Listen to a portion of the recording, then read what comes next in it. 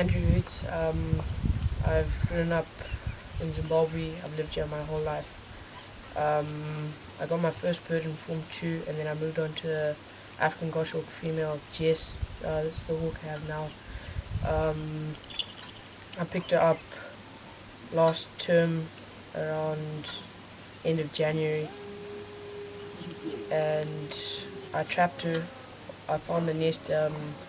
There was a male and a female African Goshawk in there. The parents were only dropping food off at the nest, but we had to watch for a couple of weeks until the chick started getting hungrier, and then started looking for food. That's when we put our trap down. We used a bonehead trap, and she came in eventually on the last day that we were trapping over a small holiday during the school holidays, and we were able to pick up. I started feeding off the glove not too long after that, and I got her flying after 2 weeks. The only other problem with her was traveling, moving around. You have to stop flying your bird, and I eventually had to put her back in the news, so I stopped flying her because I was moving, doing a lot of rugby stuff and all of that. And then we came back to school. I got her flying again. We are very fortunate that we can go out and find novice hawks like the African Goshawk that are not very high maintenance birds, and their population is quite high, so they're relatively common. So we are able to go out and take hawks.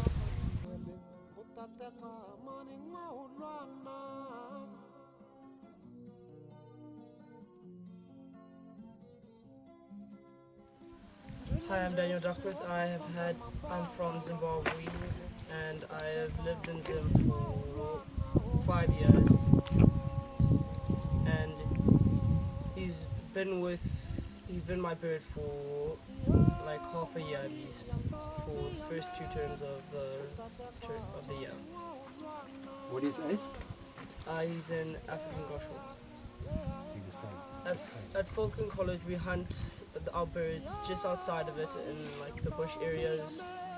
Sometimes there we bump into snakes, and there's other eagles that will probably take Ace. So we've got to be careful about that lots of the time, and make sure that we need to be wary about what's around us, so that we're not like hurt or our bird doesn't get taken or eaten. Hi, I'm Daniel Batby. I grew up in Zimbabwe, and this is my male African Goshawk, Athos. He comes from the same nest as Ace, Daniel Duckworth's bird. And so when you want to get a hawk in Zimbabwe, we do not buy or sell, you do not sell hawks. You have to go look for the nest. You have to keep watching the nest, checking there's a bird there. Then when you're ready, you have to go sit for days and days until it will come to the bait, and then you can trap it. So it's a very long process if you'd like to get a hawk. One of the problems we have is that we can't go to any shop and buy falconry equipment. We have to get it brought from overseas, or we have to make our own things, hoods, hunting jesses, and we have to bring in our gloves, bowls, that sort of stuff, yeah. This vehicle was donated by the Peregrine Fund about 40 years ago, and recently we received donations to fix it up, and most of the money has gone to fixing the engine and the suspension. And at the end of the season we will repaint, do the bodywork and make it identical to how it was before, but with new paints and everything. Because we don't have shops, we have to be resourceful, and we've started making our own equipment, like this hood. This hood was made by one of the previous club members, and this stand here was also made by one of the boys that's in the club currently. It was made last year. The dog, we use English pointers.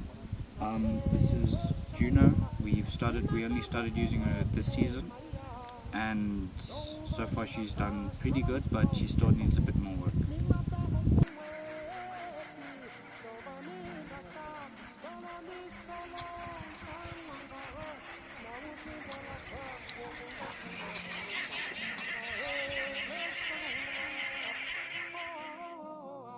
In Zimbabwe, our greatest challenge to the future of falconry is the reduction in the farmland available to hunt on due to land reforms over the last 23 years and gold mining in our once pristine bush. The numbers of game birds have been reduced by the same events, while human population pressure on the land has also contributed to these problems. Protected areas that have wonderful quarry bases often contain dangerous game, which also makes hunting there a challenge. But despite these problems, we have some real interest from young falconers who have mostly grown up around hunting and fishing and have a true love and understanding of the African bush and everything it contains. We believe that they will carve a way forward and keep falconry alive in this part of the world. Our youth is our future.